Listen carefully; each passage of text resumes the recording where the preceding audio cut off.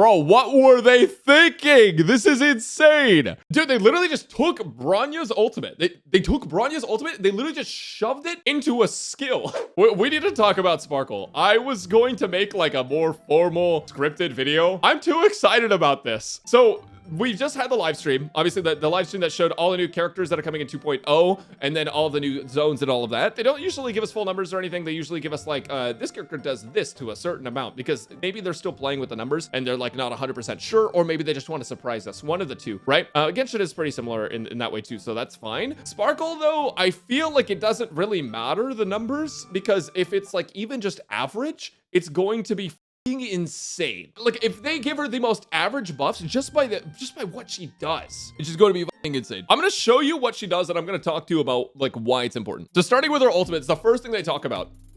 Basically, she can restore skill points. And if you look closely, you can see she restores 4 skill points. But not only that, you can actually see down here that she has a max of 7 skill points. And it's not only restricted to her. Your team gets 7 skill points and she can restore 4 with her ultimate. It might not seem like a huge deal, right? Because if you just build teams with like good skill point management, then it's like it's not that important, right? Because you can just ignore the fact that she gives extra skill points because it's not relevant to you because you have good skill point management. The reason this is insane is because there are characters that are very hard to build teams around because of the skill point management portions of it. Like Dan Heng, Imbiber Lune. Basically, his biggest problem is that team building around him like kind of limits who you can play. Bronya obviously is very good with him if you play him a very specific way and you speed tune. And that's fine because like you plan for it, but you have to like, you know, make your build very, very specific. Having a character like this that can give you skill points basically enables Dan Heng to be able to use his enhanced basic attack like fairly frequently and repetitively. So that seems like fucking insane, right? But we're not even talking about the other buffs she gives because obviously she is a Quantum Harmony character. Maybe it wasn't that obvious. I don't know. They drip marketed that a while back, but she's a Quantum Harmony character, which has some other implications as well. So I'll talk about that in a minute, but she's there to buff. So she's going to be on your side. She's going to be providing you with extra skill points and increasing the cap to 7. Another good thing about the cap to 7 is that if you are playing, if you're playing a rotation or you can afford to use basic attack more and stack up more skill points, that means effectively you could just have way more to burn all at once, which is incredibly strong. Like it's such a powerful utility. My cat is attacking my blinds right now. What are you doing? Hello, kitty. She's 5 months old. She's a little baby. Oh, okay. Basically, all these things together make her a super nice support that enables a new type of like playstyle or just a new thought process when you're building your teams, which is super fucking awesome. Another thing it says is it allows your teammates to deal more damage when using skill points. So that's pretty cool. I think that's pretty sick. A certain gambling gremlin probably can benefit from Sparkle a lot. So QQ mains are winning, as always. I feel like QQ mains are always winning. Like, who's having the most fun with the game? The person that's playing gacha or the person that's playing gacha in and out of the battle? But we haven't even talked about like her skill yet, so let's talk about that. I like her little stance. I think she's so silly. Sparkle's skill allows allies to advance forward their actions up to a degree. This has some implications for Bronya, and that is what I want to talk about, because depending on how good this advance forward is, this could actually make her a stronger candidate than Bronya for a lot of teams. And then, you know, there are certain teams where like Ruan Mei is a stronger candidate for Bronya, so it's not that weird for like the Harmony characters to beat her out in terms of like the damage she contributes. But it does seem like Sparkle is sort of meant to fill a similar niche, but maybe for more skill point hungry teams, which is really freaking exciting. So it does say up to a degree. I think that means that she's not going to necessarily give 100% advance forward. My guess is it's probably somewhere in the middle. I don't think they would go with like 75 or like 60. I don't think they would my guess is going to be somewhere around 50%, but it could also be less than that. And if it is less than that, it's still going to be really good, but it's probably going to take away that ability for her to be like that Bronya replacement. If it's like 50, you could even do some cool like speed tuning shenanigans where you could have Bronya and Sparkle together, and then you could move up a character with like Sparkle, right? And then they would go, and then you could pull them all the way up with Bronya, and then Sparkle would go after them, and then you pull them up with Sparkle, and then you would pull them up with Bronya. You could just like loop that over and over. It'd be fucking crazy. That'd be awesome. So they also just said in the live stream that like when the turn ends, it's still your turn. I don't know that I necessarily understand that. My guess is it has something to do with debuffs. But okay, one other thing that we need to talk about.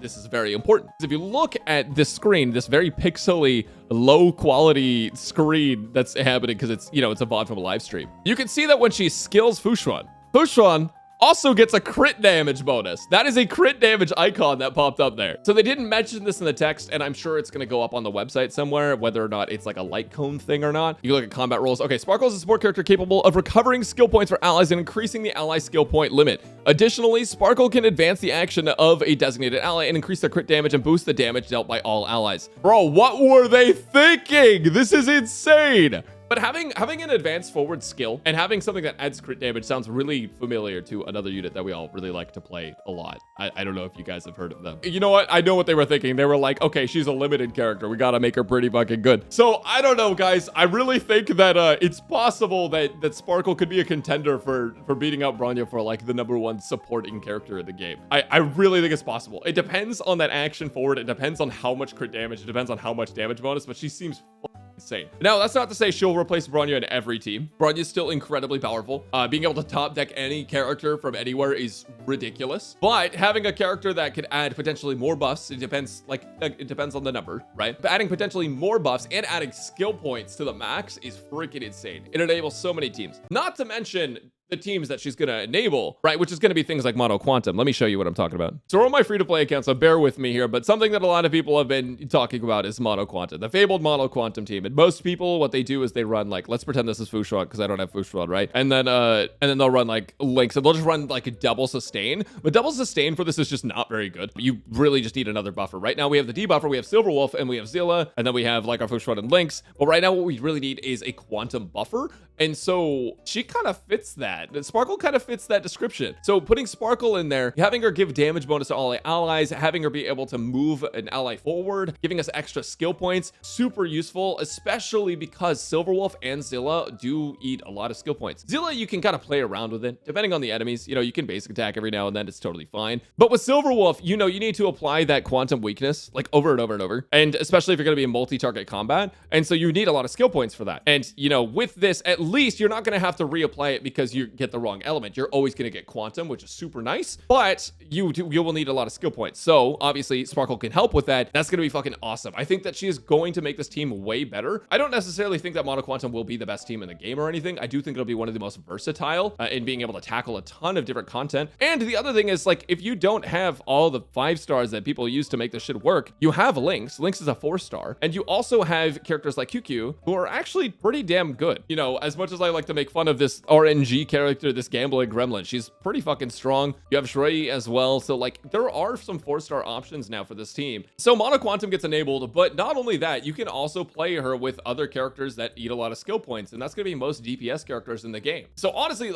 I really think that Sparkle's addition to the roster is going to be absolutely like monumental for the video game. Like genuinely just a monumental gain for so many players if you manage to roll her. It's crazy. I really think the potential for like Bronya power creep is there with this character. There are going to be different niches. There's going to be characters that perform better with Bronya. There's going to be characters that perform better with Sparkle. But I do think that there is the possibility, chat, that this could be the one to break the Bronya streak. But as always, before you pull, definitely take a full look at the kit and everything. Unless you just really like her design, which she's really fucking cute. I mean, like, look at her. She's literally like Yoimiya Hu Tao fusion. She just wants to have fun all the time. She's so silly, but she's also like, she gives me Hu Tao vibes. Like a lot of Hu Tao vibes. I feel like she's gonna be a cute character. I feel like she'll be fun to play, and like a lot of people want to pull her just for her design. But as I'm like a meta unit, as like a pull value unit, she looks to be insanely good. Like insanely viable. So what I would recommend, make informed decisions before you pull. I'll probably make a guide. I'll probably talk about her power level